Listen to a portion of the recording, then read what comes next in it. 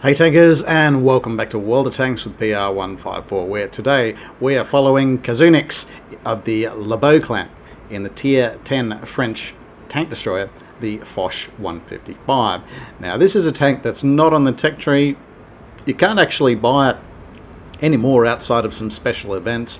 So there's, I guess, a combination of players that have it. Either those have been around a very long time, or players that have been able to spend a lot of credits or gold on the vehicle to pick it up at a special event like the black market. So it's now the Foch B that's actually driven by the doctor here, also of the LEBO clan, that is represented in the tech tree today. So what do you get with Foch B? Well, in classic French style, you get a autoloader. You get it's got 3 shots, and what a monster of a weapon it is. 750 hit points per shot, and there's 3 of them. So that's potential. There's a clip potential of 2,250 hit points of damage. The average penetration is not too bad either, 293 millimeters. Now you can actually increase that up to 395 millimeters with the heat rounds, and that's starting to touch the sort of territory that you might more expect out of the Jagdpanzer E100. So they've between the Doctor and KazuNiX here, they've gone for gold. They've gone tight into this corner so they can start to really put some fire down the K lines. Unfortunately, aim time not a major redeeming feature of the vehicle, but poorly aimed shots. This vehicle is quite forgiving at deflecting from the front. Frontal armor is actually quite good, but as is the case with a lot of these French tank destroyers, the periscope is a classic weak point of the vehicle. So we still have 2 shots left in the magazine. We're lining up an AP shell on the lower frontal plate of the Object 705A, and that's contributed quite effectively to the demise of that vehicle. It's been shot down by the Doctor. Having a poke around again, just letting our last shot into a target-rich environment. Unfortunately, a bit of a swing and a miss against the T110E5. Now we've got a bit of a reload in front of us. The base reload on this vehicle, I believe, is in the order of about 48 seconds. So the average damage per minute without augmentation of vehicle characteristics is sitting at about 2,300 DPM. But it's quite a monstrous burst capability. But you've got to take a bit of a breather in between those bursts. We're just most of the way through our magazine load at this point in time. We do notice, however, we've been in a bit of trouble on the other side of the map. In fact, it's only the Granatenwerfer E100 that is defending the cap, and is having to do so against an EBR 105. Not exactly ideal. For their efforts, though, the green team does appear to be holding on. They're roughly equal on the hit points, and it appears some enemy vehicles, this STB1 included, has decided to rather than go for the win and take the cap, they've decided to push in and try to join the fight in the city. So the STB1 is moving past the side of KazuNiX here, but is going to back up right into destination boned. Here we go. 1,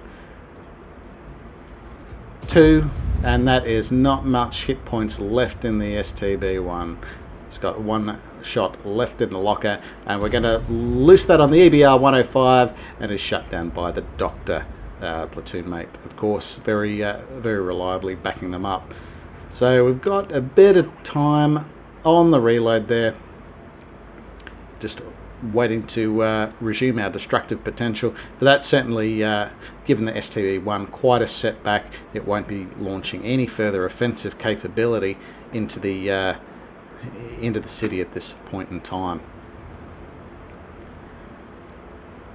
So despite conceding all map control and having no effect left on the cap circle, KazuNix's team is still up there, lining up the Object 140. 1. There's quite a long intra-clip reload. 2. And that is tracked. Very, very bad place to be. And 3, that is back to the garage. One very, very efficient use of clip there. Being able to just reduce a full health Russian medium tank to nothing. The Doctor pushing forward in the Foch V, trying to tail up the TVPT 5051. Unfortunately, doesn't quite pull this particular fight off, but the T110E5 arrives to the fight to knock that vehicle out. Now they have 20 seconds to recover this cap. Probably that STB1 that KazuNiX decided to slap a few times with considerable authority. Just looking for this magazine to be reloaded, and there's the reset. Nice barbecue on the Stridsvarn 103. Can we get another shot in and pick up the kill? Yes, we do. 264 hit points left in the tank, and the pressure removed from the cap circle. So very happy to see that. It's now the FV4005 Stage 2 and the T92 HMC left on the enemy team. FV4005 not looking in a particularly healthy hit point position. We're still only a third of the way into the mag load here. And we're not mucking around, we are loading the high explosive, hoping we'll connect with one of those soft targets. So the high explosive shells, you get 1100 hit points of damage and 90 millimeters of penetration. Probably not something you can rely on too heavily in the current high explosive mechanic, but certainly against the likes of FV4005 or T92 HMC, that will make short work of those vehicles. Certainly, if we can lay gun on this FV4005, that'll be a very nice kill to take. And unfortunately, it must have been milliseconds in that, the IS-4 ending up taking the kill in the end. This just leaves the T92 HMC last alive, last 500 hit points alive on the enemy team. And KazuNiX has every chance to take this kill. They're the first in line. That can have its disadvantages against an experienced arty player. They might have a crew that's been equipped for all the trimmings with regard to view range and concealment and all those good things, and unfortunately they are able to get the drop on KazuNiX this time. But the Kranvan teammate is able to oblige and shut the SPG down. So that is a win for KazuNiX of the LEBO clan. Let's take a look at the results. So that is a well-deserved Ace Mastery badge for KazuNiX of the LEBO clan. We've also picked up the High Calibre Epic Medal for accounting for at least 20% of the total hit point pool of enemy vehicles. In this case, we've caused over 6,800 hit points of damage. Not the greatest kill count, however, but certainly those hits certainly did land with authority. We've also picked up a couple of badges of merit here, in particular Bruiser for causing damage to enemy modules or crew members at least 5 times in the course of the battle, and of course Fire for Effect medal, which is very hard not to get when you're also picking up the High Caliber medal. Having a look at the team scores, we're placed top by experience points, but not too far behind is their platoon mate, the Doctor, also of the LEBO clan, in the AMX 50 Foch B. That's the one that you can get on the tech tree at the moment.